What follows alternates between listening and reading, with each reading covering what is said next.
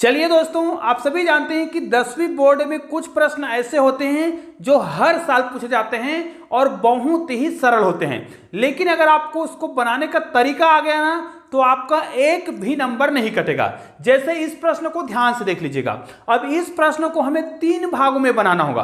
3 भागों में इसलिए बोल रहा हूं क्योंकि जब भी हम प्रश्न को बनाते हैं तो गणित में जो नंबर मिलता है वो आपको स्टेप बाय स्टेप मिलता है। जितना स्टेप आपने सही हल किया होगा उतने स्टेप के आधार पे आपका नंबर मिलता है। अगर आपने लास्ट लाइन में उत्तर गलत भी ला दिया है तो भी आपको बाकी ऊपर में आपने जितने लाइन सही हल किए होंगे उसके आधार पर गणित में नंबर मिलता है। इसलिए कहा जाता है गणित कठिन सब्जेक्ट जरूर है। लोग कहते हैं कि गणित कठिन है, लेकिन आपने सुना होगा कि गणित में ही सबसे अधिक 100 नंबर आने का रिकॉर्ड है। मतलब 100 नंबर हर साल कोई ना कोई बच्चा ला ही लेता है, जो कि बहुत ही आसान है। इसका मतलब यह है कि गणित में यदि मेहनत किया जाए तो 100 नंबर बहुत आसानी से आता है। तो चलिए इसको बहुत ही सरल तरीके से हल करने का प्रयास करते हैं। देखिए, इस प्रकार के जब भी गणित आपको दे या गणित का जब भी हम हल करें गणित को, तो हमें क्या करना है, कुछ जो पॉइंट है उसके आधार पर हल करना है। तो सबसे पहले यदि इसको मैं हल करूं तो हल करने का तरीका भी आपका बिल्कुल सिस्टमेटिक ढंग से होना चाहिए। तो सबसे पहले यहां पर देखिए, जमीन पर स्थित किसी बिंदु से 90 मीटर, यहां पर लिखा है 90 मीटर दूर स्थित मीनार के शिखर का उन्नयन कोण 30 अंश है। तो मीनार की ऊंचाई आपको ज्ञात करना है। इसका मतलब यह है कि हमें यहां पर क्या करना पड़ेगा, कुछ चित्र बनाने पड़ेंगे।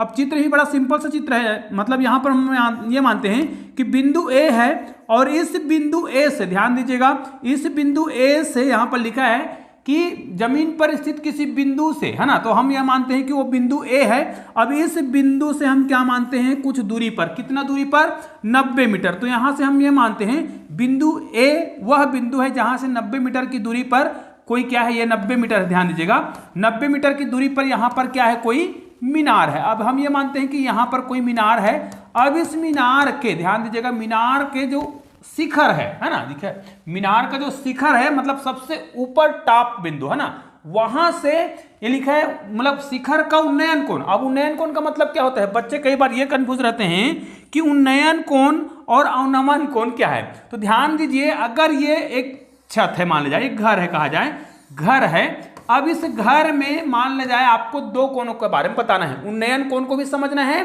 और अवनमन कोण भी समझना है, ठीक है। तो उन्नयन का मतलब क्या होता है, ऊपर। इसका मतलब यह है जब कोई व्यक्ति जो है, ध्यान दीजिएगा, मैं आपको बेसिक तरीके से समझा रहा हूं ताकि आप जो है उन्नयन कोण और अवनमन कोण में बिल्कुल भी कंफ्यूज ना हो, ठीक है।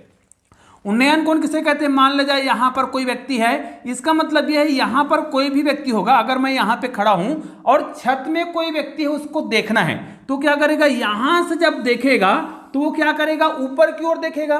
तो कोण बनने के लिए दो रेखा की आवश्यकता होती है, 2 किरणों की आवश्यकता होती है। तो यहां पर जो कोण बन रहा है, ध्यान दीजिएगा, अर्थात यहां पर कोई व्यक्ति है ना, मान लीजिए यहां पर कोई व्यक्ति है। अब ये देखेगा तो एक ऊपर की ओर देखेगा और कोण बनने के लिए आवश्यक है कि एक रेखा सीधा जाए, मतलब पृथ्वी के समांतर, एक रेखा जो है पृथ्वी के समांतर होगा और एक रेखा उस वस्तु का होगा, ठीक है। तो वस्तु मान लीजिए ऊपर में है, तो यहां पर देखिए एक रेखा इधर से गया है। अगर ये व्यक्ति है, मान लीजिए ये व्यक्ति होता, ठीक है, ये व्यक्ति होता तो ये देखेगा ऊपर की ओर देखेगा और एक समांतर रेखा होगा पृथ्वी के, तो इनके बीच जो कोण बनेगा वो कौन सा कोण होगा, वही उन्नयन कोण होता है। इसका मतलब ये है उन्नयन कोण कैसे करेंगे हम, यहां पर उन्नयन कोण हमारा क्या हो जाएगा, यहां पर जो कोण बनेगा वो उन्नयन कोण होगा, ठीक है।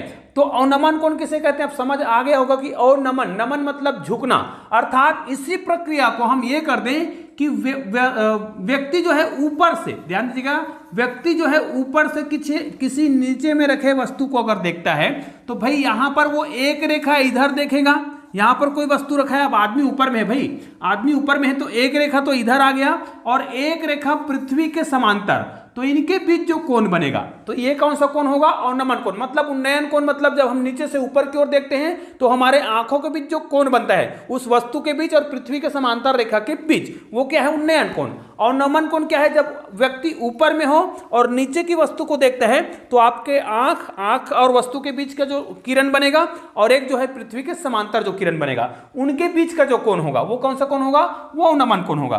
तो अब आपको समझ आ गया होगा कि उन्नयन कोण और अवनमन कोण में कोई कंफ्यूजन नहीं होगा।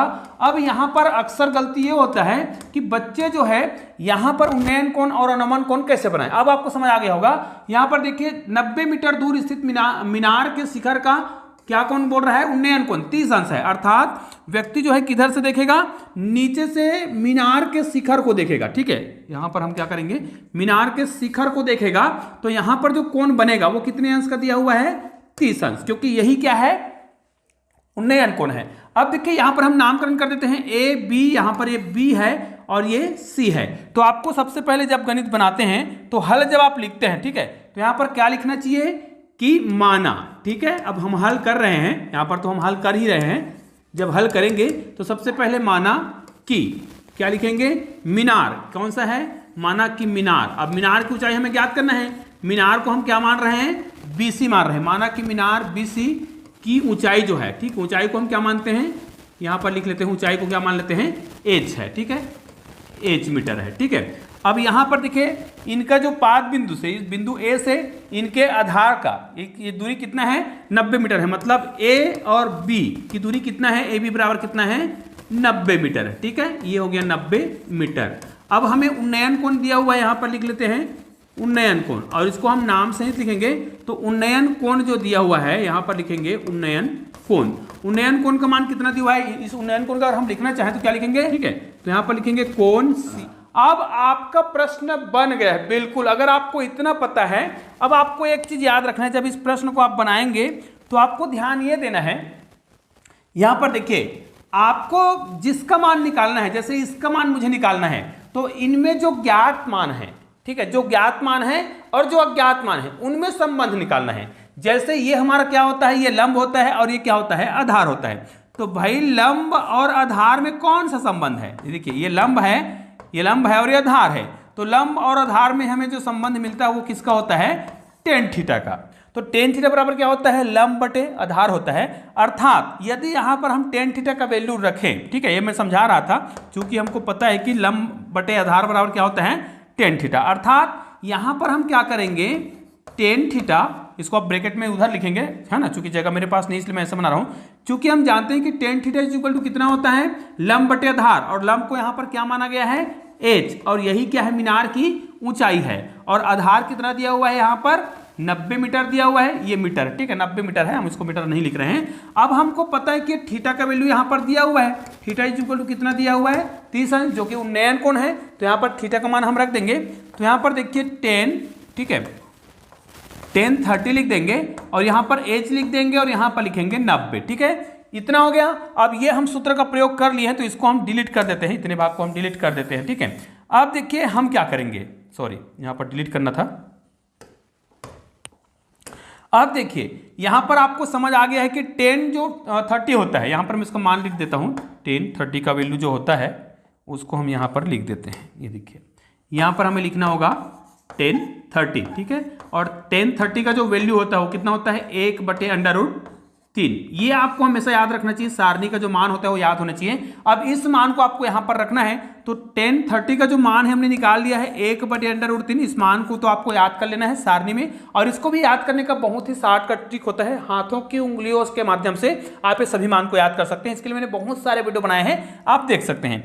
अब देखिए यहां पर हमें मान दिया हुआ है एच का वैल्यू, एच है ना, तो एच का वैल्यू निकालना है, तो यहां पर हो गया 90। अब एच का मान निकालना है, तो बाकी जो संख्या दिख रहा है उसको हम उधर ले जाएंगे, तो ये जो हर में है वो दूसरे साइड आएगा, तो क्या हो जाएगा, अंश में हो जाएगा। अर्थात एच का जो मान है वो कितना हो जाएगा, 90 गुणित, इसको हम क्या करेंगे, 1/√3 करेंगे। अब देखिए यहां पर √3 आया है, तो हम क्या करते हैं, दोनों में, अंश में भी देखिए √3 और हर में भी √3 का गुना करें। ऐसा इसलिए कर रहे हैं क्योंकि हमको पता है कि √3 का यदि हम 2 बार इस प्रकार गुना कर देते हैं तो इसका मान कितना आ जाएगा, 3 आ जाएगा। अर्थात √3 और √3 का गुना हो रहा है तो नीचे में 3 हो जाएगा, और 3 जब बनेगा तो वो 90 को क्या कर देगा, कटा देगा। थोड़ा सा इसको मैं ऊपर कर देता हूं, ठीक है, ये देखिए यहां पर अगर इसको हम हल करें तो एच का जो वैल्यू है ना, वो 90, ठीक है, उसके बाद यहां पर कितना जाएगा, ऊपर में तो √3 ही रहेगा, लेकिन नीचे में 3 हो गया है, √3 हो गया। अब ये 3 तिया कितना हो गया, 9, 3 तिया 9, और यहां पर हो जाएगा 0। अर्थात एच का जो वैल्यू है, एच का जो मान है वो कितना आ रहा है, यहां पर 30 और √3। हालांकि ये मीटर में है, अब चाहे तो इसको आप दशमलव में निकाल सकते हैं या फिर इसको आप परीक्षा हाल में लिख सकते हैं और ये आपका उत्तर हो गया। अर्थात उस मीनार की ऊंचाई कितना होगा, 30√3 मीटर। चूंकि जिस इकाई में मान दिया होगा उस इकाई में आपको मान निकालना रहता है। तो ये हमारा प्रश्न जो है बन गया, आप देख सकते हैं, चाहे तो आप इसका स्क्रीनशॉट खींच भी सकते हैं।